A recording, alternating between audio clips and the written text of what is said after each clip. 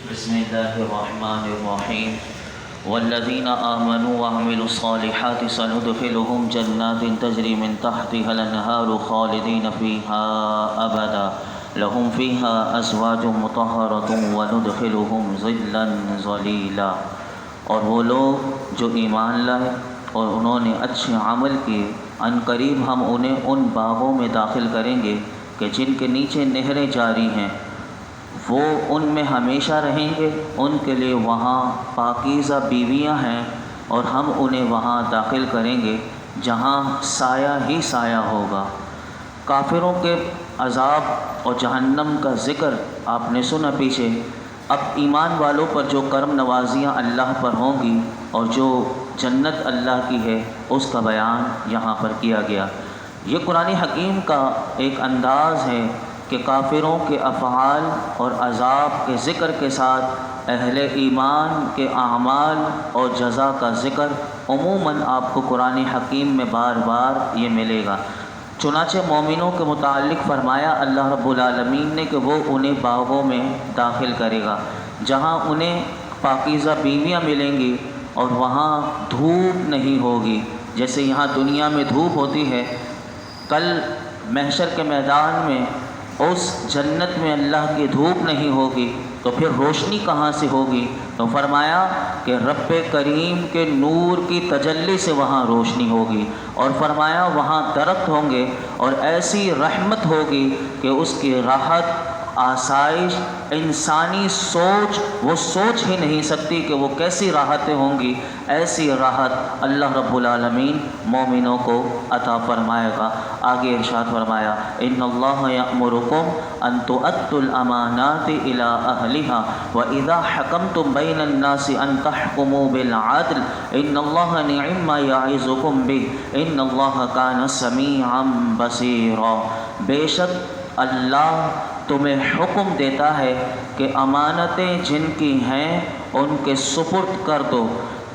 کرو، اور یہ کہ جب تم لوگوں میں فیصلہ کرو تو انصاف کے ساتھ فیصلہ کرو۔ بے شک اللہ کیا ہی تمہیں خوب نصیحت فرماتا ہے، بے شک اللہ سننے والا دیکھنے والا ہے۔ یہاں دو حکم اللہ رب العالمین نے ارشاد فرمائے۔ پہلا حکم امانتوں کو ان جن کی امانتیں ہیں ان کے حوالے کرنے کا حکم دیا۔ دوسرا حکم اس آیت میں یہ دیا گیا کہ جب بھی فیصلہ کرو تو انصاف کے ساتھ فیصلہ کرو۔ یہ دونوں حکم جو ہیں وہ اسلامی تعلیمات کے شاہکار ہیں اور امن و امان کے قیام اور حقوق کی ادائیگی میں مرکزی حیثیت رکھتے ہیں۔ امانت کی ادائیگی کے بارے میں سن لیجئے کہ امانت کی ادائیگی میں بنیادی چیز تو ہم یہ دیکھتے ہیں کہ مالی معاملات میں اگر کسی کا حق ہے تو اس حقدار کو اس کا حق دینا ہے، لیکن یہ ایک بڑا وسیع مفہوم ہے۔ علماء فرماتے ہیں اس کے ساتھ اور بھی بہت سی چیزیں امانت کی ادائیگی میں داخل ہیں۔ حدیث پاک میں آپ کے سامنے رکھتا ہوں کہ حضرت عبداللہ بن عباس رضی اللہ عنہما سے روایت ہے کہ رسول اللہ صلی اللہ علیہ وسلم نے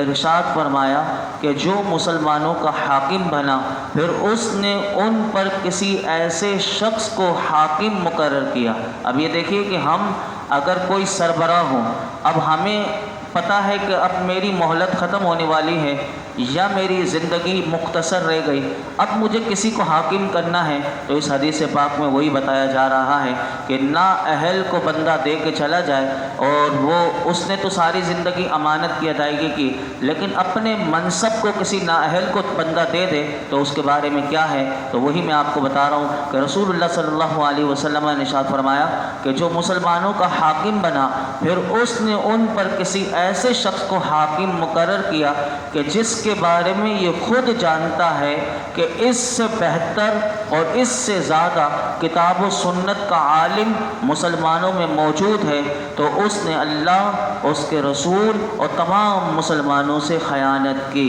کہ جب بندے کو پتہ ہو کہ میں ایسا ایک شخص موجود ہے کہ مسلمانوں کی جماعت میں سے کہ جو اس کو جس کو میں مقرر کرنا چاہتا ہوں اس سے بہتر ہے، اس سے زیادہ علم والا ہے، اس سے زیادہ امانت کی ادائیگی کرنے والا ہے، لیکن اس نے صرف اپنا دیکھتے ہوئے یا اپنا قریبی دیکھتے ہوئے، اپنا مفاد کسی کو دیکھتے ہوئے دے دیا، تو حضور نے فرمایا کہ اس نے اللہ اور رسول اور تمام مسلمانوں سے اس شخص نے خیانت کی۔ تو یہ منصب اور یہ عہدوں کے بارے میں ہمیں بتا دیا۔ انصاف کے ساتھ فیصلہ کرنا جو دوسرا حکم اس آیت میں دیا گیا، نظام عدل و عدالت کی روح یہ کہلاتی ہے کہ انصاف کے ساتھ انسان فیصلہ کرے، فریقین میں سے کسی کی اصلاً رعایت نہ کی جائے۔ ہم بھی اگر کبھی حاکم بنے یا ہم سے اگر کوئی فیصلہ کروائے تو اس کے لیے 5 باتیں بتائی گئی کہ لکھی تو حاکم کے لیے گئی، لیکن ہم بھی یہ 5 باتیں یاد رکھیں کہ جب کسی کا فیصلہ کریں تو فرمایا، علماء نے فرمایا کہ حاکم کو چاہیے کہ 5 باتوں میں فریقین کے ساتھ برابر کا سلوک کرے۔ نمبر 1، اپنے پاس آنے میں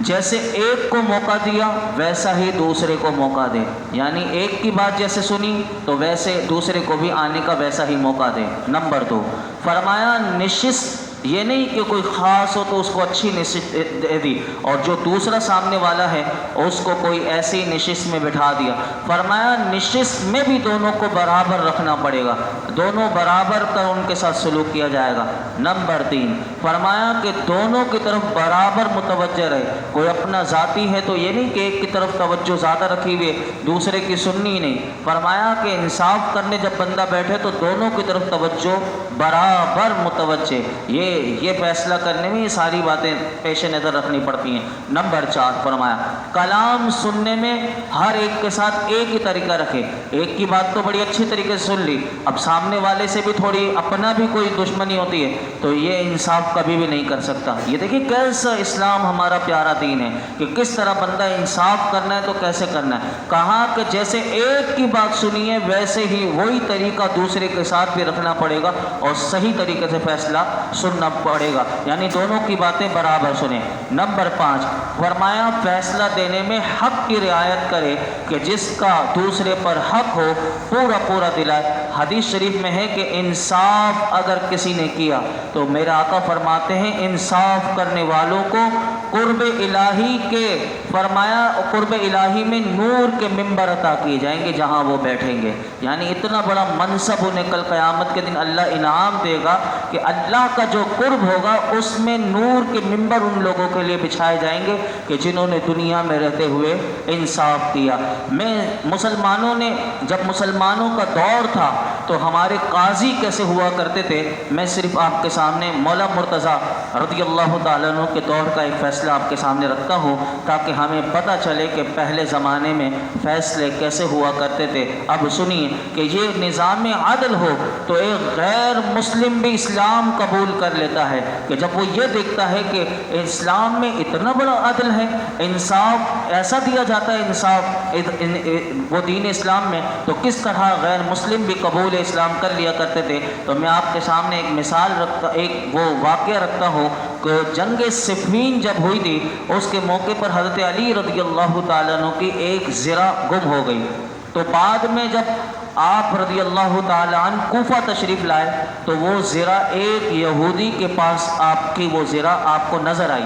آپ نے اس یہودی سے فرمایا کہ یہ زرہ میری ہے اور یہ زرہ میں نے نہ کسی کو بیچی ہے نہ میں نے تحفے میں دی ہے۔ اس یہودی کو آپ نے یہ بتایا کہ یہ نہ میں نے بیچی ہے نہ تحفے میں دی ہے، کیونکہ جس کی جو چیز ہوتی ہے بندہ اس کو پہچان لیتا ہے۔ تو حضرت علی رضی اللہ تعالیٰ نے جب یہودی سے یہ کہا تو یہودی نے کہا یہ زرہ میری ہے کیونکہ میرے قبضے میں ہے۔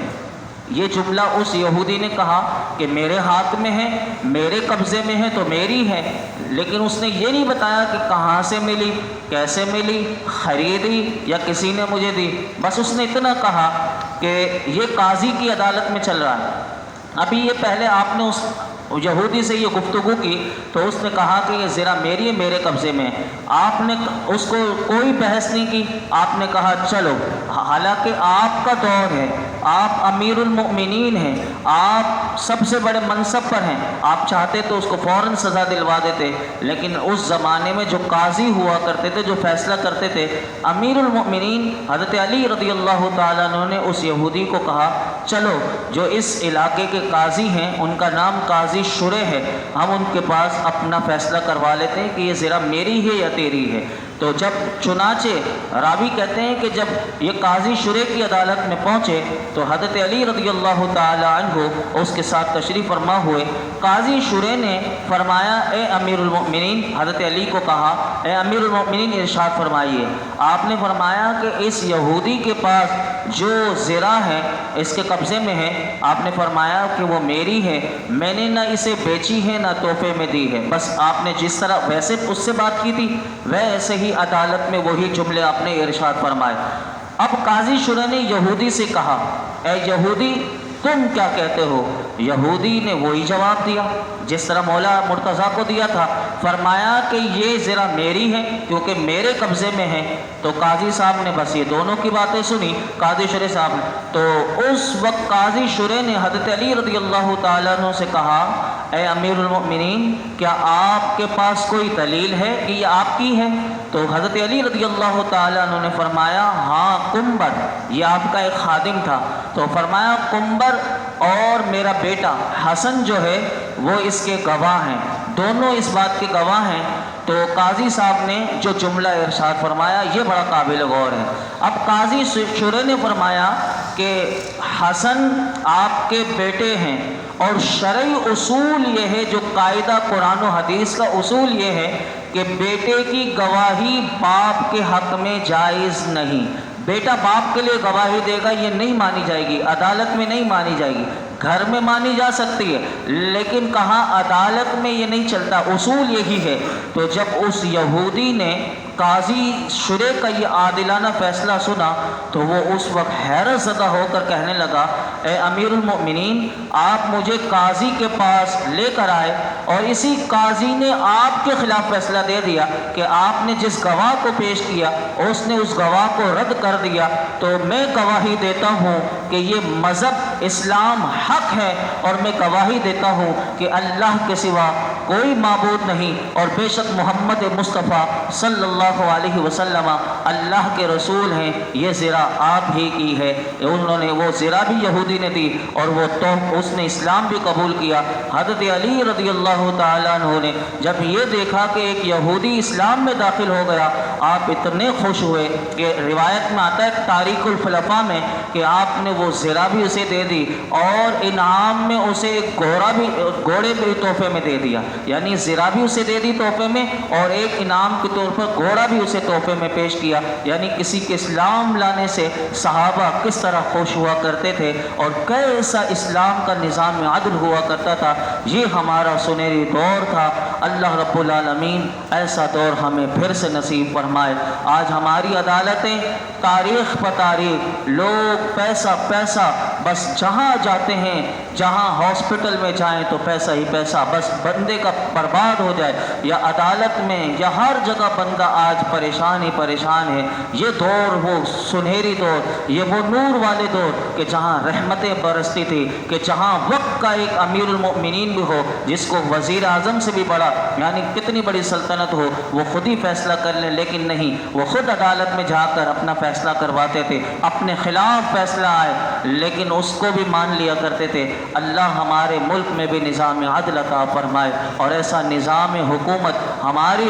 مملکت پاکستان میں بھی اللہ ایسا پیارا نظام مصطفیٰ ہمیں نصیب فرمائے۔ الحمدللہ رب العالمین والصلاة والسلام علی سید الانبیاء والمرسلین وعلی آلہ واصحابہ اجمعین۔ یا اللہ پاک جو کچھ ہم نے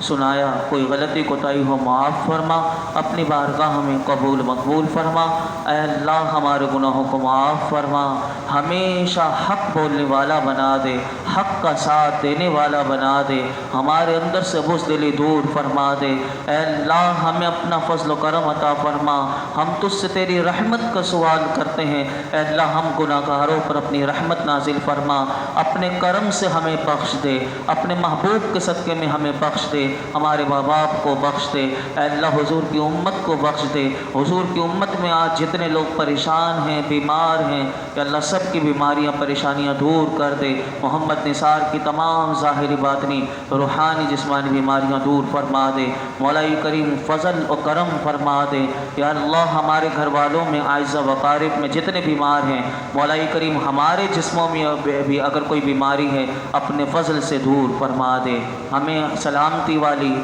عافیت والی، رحمتوں والی زندگی و موت نصیب فرما، ہر قسم کی محتاجیوں سے محفوظ فرما، تیرے فضل سے، تیرے کرم سے ہماری حلال روزیوں میں برکت عطا فرما، ہمارے رزق دسترخوان کو وسیع کر دے۔ اس درس قرآن کی برکت سے یہ جتنے حاضرین موجود ہیں ان سب کی خالی جھولیوں کو بھر دے۔ وصلی اللہ تعالی علی خیر خلق محمد وعلی